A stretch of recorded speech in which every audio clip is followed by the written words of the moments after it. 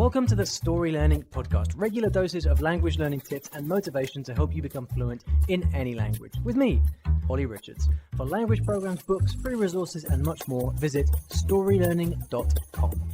Good morning, everybody, and welcome back to the I Will Teach You a Language podcast. Hope you're doing well. My name is Olly Richards, and this podcast is all about helping you with your language learning. And today we're getting back to some listener questions. I've got a nice big batch of questions that you guys have been sending in. So I'm looking forward to answering those questions for you starting today. A quick reminder though, if you'd like to send me language learning questions through to the podcast for me to answer for you, then it's super easy. You can go to iwillteachyoualanguage.com/ask. That's ASK, iwillteachyoualanguage.com/ask, and you can record me a voice message there. Over here, things have been pretty busy. I've been moving house. I'm now fully installed in the southwest of England, in the countryside, and I've spent a lot of. I grew up in the countryside, and I've spent quite a lot of time here. But even so, it's kind of amazed me just how different life is in the countryside. The pace of everything is so slow, which is so nice after 5 years or so of living in London, and I'm finding myself having to adapt in all kinds of ways. But I'm quite happy about the move. I've been posting pictures of my surroundings on Instagram. If you want to check out some of the various animals I've been seeing, you can follow me on Instagram at I Will Teach You a Language. And yeah, it's been interesting. Devon, which is where I am here in the southwest, is a very beautiful part of the world. Once things open up again, I encourage you all to come and visit, but not at the same time because I can't fit that many people in my garden. But yeah, but on a personal note, I'm kind of looking forward to having this kind of country base to spend most of my time in. But then, because I tend to travel quite a lot, which is obviously very busy, and lots of time in airports and cities and things like that. So I'm really looking forward to being able to travel and then to come back into the nice, quiet countryside, and then be able to have both sides of life available to me. Because before, when I was living in London, it was kind of travel, which is crazy, and then London, which is crazy. There was like no respite. So I'm feeling very zen with all of that at the moment.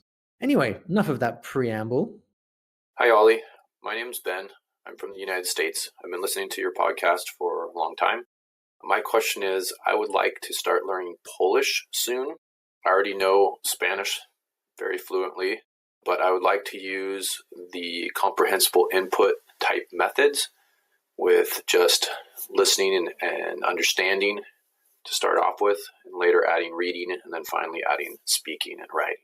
But I was wondering if you had some resources that you could point me to be able to start learning Polish. Doesn't seem to be a common language in a lot of the people that teach through story learning and other things like that. Hey Ben, thank you very much for your question, and it's great that you're learning Polish. It's funny. I mentioned a few weeks ago that I'm going to be traveling to Poland, hopefully in September this year, and I had a few people contact me saying, "Oh, are you going to learn Polish, or have you thought about making a Polish uncovered course?" And the truth is, I have, but the restricting thing for me with all of these courses is actually finding the right teacher, because there's lots of language teachers out there. But for like my specific purposes, what I'm always looking for, I need to find a teacher who is both an excellent teacher, who has already taught with stories or with a similar method, who kind of gets the methodology of story learning. Also, someone who speaks excellent English and can use technology as well. And that's a surprisingly difficult combination, because often you get one or two, but not all three. So I often find teachers who are speak excellent English, but they really don't understand the method, or they just don't have any experience teaching through input based methods, and so it's just not right for me. So I'm kind of at the point now, to be honest, where with every language that we're thinking of making for uncovered courses, in particular, that like if I find the right teacher, then I just go ahead with it. And that's what we're doing with the other languages we're making this year, courses in Turkish and Portuguese and Korean. We've just found amazing teachers, and so we're kind of pressing ahead with that. So if anyone out there is an amazing Polish teacher or knows an amazing Polish teacher, get in touch, because not making any promises, but we may well be able to work together. Um, but your question, Ben, is about finding resources for comprehensible input, for story learning, in a new language, especially a language which is not that well represented with language resources, right? And so in the case of Polish, we don't have a short stories book for Polish, although it's something that's been coming up a lot. But even if we did, then it's just one book, and there's only so much that one book can do. And so, as a beginner, you're faced with a couple of hurdles, right? First of all, you need to learn the basics of the language, and then you need to start. Then you need to find useful material at a kind of post beginner level, so that you can start to spend your time with immersion and with my particular angle on that with stories. And so I thought I would talk a bit about what I would do if I were going to start to learn Polish today, as a complete beginner in Polish and without any story learning resources. How would I go about it? And so the first thing is that as a complete beginner, if you don't have a course like a Polish Uncovered or something, which for most languages is not going to exist, then you've got to get the basics together. So the very first thing that I would do is I would go down to my local bookshop and I would go through all of the beginner textbooks, and I would get everything that I could that comes with dialogues or simple stories or whatever it may be. And most textbooks these days do that. It might be like 10% dialogue, 90% grammar tuition or whatever. But to the extent that it actually has dialogue there, that's what you're looking out for. So I would get hold of everything I could, and then I would just go through these textbooks and just devour all of the dialogue. So I would read them over and over again. I'd listen to them over and over again. And so get used to reading the language, get used to listening to the language. And then, with that textbook, you're going to get some lists of words and some basic grammar. I'd probably cast an eye over that stuff to familiarize myself with it, but I wouldn't try to learn any of it. Wouldn't try to memorize any words, wouldn't try to study any grammar. I'd just look at it to get familiar with it, and then spend all of my time focusing on those dialogues.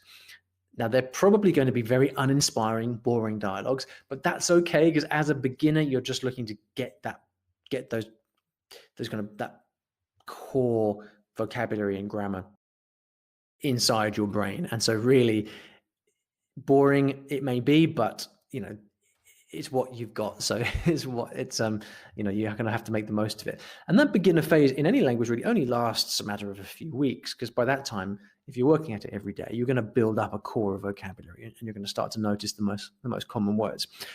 So at that point, and this can last anything from a few weeks to a few months, depending on the language and how much time you can put into it. At that point, I would really start to look for this enjoyable material that is at the right level.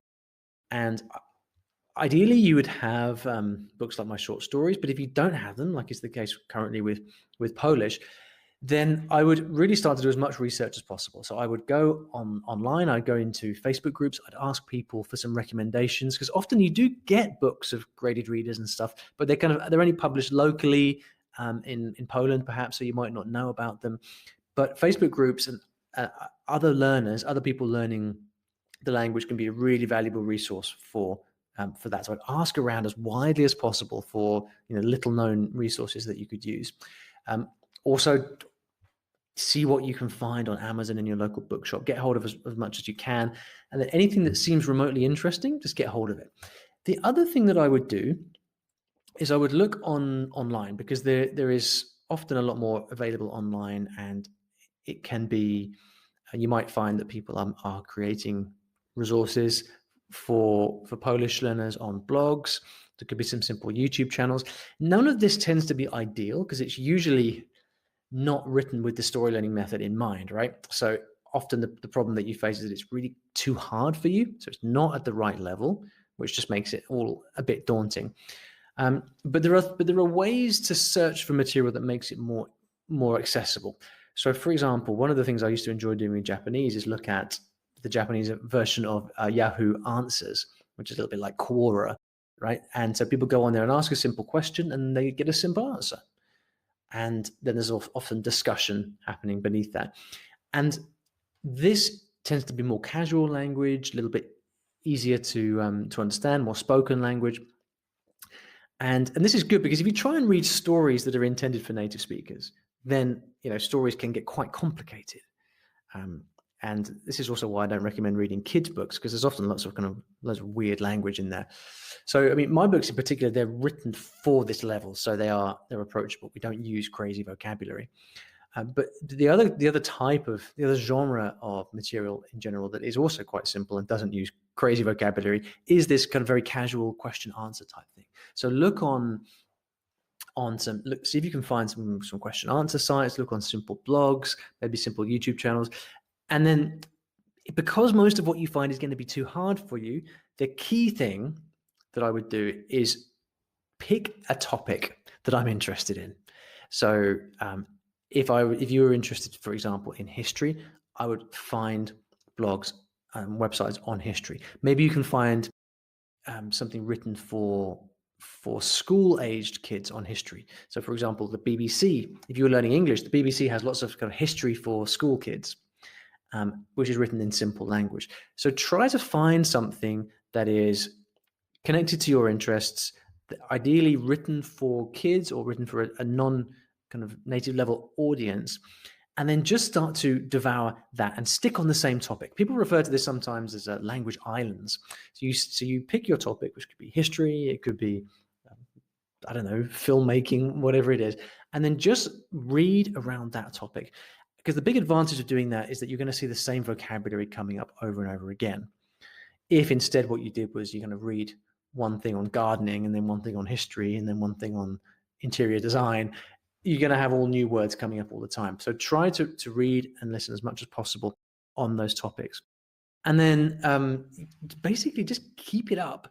Ideally, you'll find stuff which is written and spoken. If you can't find that, then what I would do is I'd find these articles I'm really interested in, and then I'd go and find someone online, a teacher or a freelancer, to record the audio for me.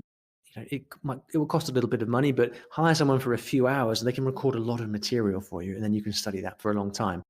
So essentially, it's finding stuff that is simplified in some way along topics of interest, and then getting the audio to go along with that. And then your job is just to immerse yourself as much as possible in that. So have a routine of doing that every day, reading and listening. Even when it seems hard, stick at it, because you will be learning stuff, even though it might not seem like it. And then the other thing that you can do is to look for other people creating materials online, because there are often very small but valuable blogs or podcasts that people are making for learners. You could try the Link website, which often has some stuff for beginners. Look for those podcasts and other bloggers around who might be able to either recommend content, or else they might be producing simple stuff or have transcripts on their website. And so through a combination of all these activities, you're going to eventually find a good amount of what we could probably call comprehensible input. And none of it's going to be ideal. Probably a lot of it's going to be too hard. But as long as you stick at it, and as long as you keep pressing ahead in spite of the feelings of it all being too difficult, and you get that routine going, then that is how you will build a very, very strong foundation in Polish. And one thing is for sure, you're going to end up miles ahead of people who take the more traditional route and just study with their textbooks. Because while the people who've learned with textbooks have got very kind of technical understanding of the language, their level of comprehension and overall global understanding of the language will be nothing compared to yours, because you've just spent all that time immersed in the language. So I hope that's helpful, Ben, to give you some kind of guidelines, or at least an approach or a strategy towards doing this. I'm doing my best to produce this material in as many new languages as possible. But even the stuff that I make, obviously it runs out at a certain point, right? So it's important for all of us to kind of develop these skills to find the material that we need, but also the mindset. Because a lot of this really, I think language learning is like 99% attitude and 1% everything else. And so the attitude here is really taking the time to find those resources and then sticking with it. So thanks very much for your question, Ben. If you'd like to ask me a question, then please do. The link to leave me a question is iwillteachyoualanguage.com/ask. It's as simple as that. Thank you so much for listening, and I'll see you back in the next episode of the podcast. Thanks for listening to today's episode, and in case you didn't already know, I teach languages in a rather unusual way through stories. Now, stories are a great way to learn a new language because when you're engrossed in a story, you remember things more easily, and the mechanics of the language just start clicking inside your brain. It's quite something, and if you'd like to find out how you can learn a new language or improve your skills in a language that you already know and do it with the power of stories, then you should check out my free Story Learning Kit, which will teach you exactly how this method works and how you can use it yourself to learn a new language. Visit storylearning.com/podkit, that's PODKIT, to get free access. Inside, you'll find explanatory videos, masterclasses, worksheets, short stories to practice with, and much, much more. Once again, that is storylearning.com/podkit, PODKIT. And if you're lucky, you might also find a link in the podcast description or show notes of this episode.